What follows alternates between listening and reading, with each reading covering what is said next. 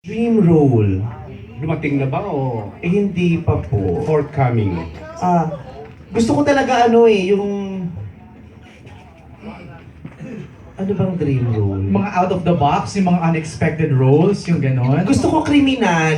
Talaga. Yung kasi 'di ba nung kumain nila-request sa'yo yun, sabi ko, Direk, gusto ko yung ilaglag mo ko sa San Juanico Bridge. Sabi ko mga ganyan. Ang dami ko gusto ko yung mga ganun yung mga pangarap ko dating nilalaglag ako sa San Juanico Bridge na ginawa naman dito nilaglag naman ako sa dagat.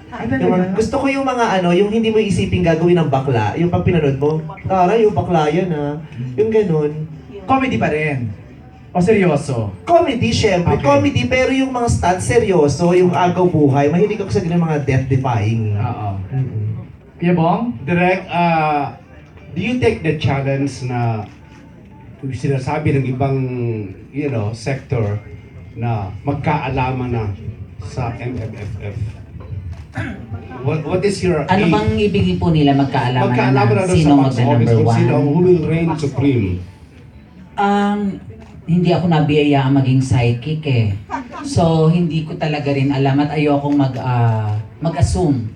Basta ang ginawa namin, yung dapat gawin, which is pagandahin ang gusto yung pelikula.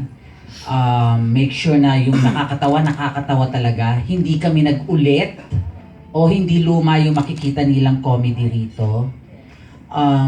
Yung action, pag nakita ninyo, naka-tight shot, may wide na sila mismo yung nakabitin sa helicopter na winawasiwas-siwas yung helicopter na gano'n. At yung talon ni, from baba to dun sa helicopter, walang daya.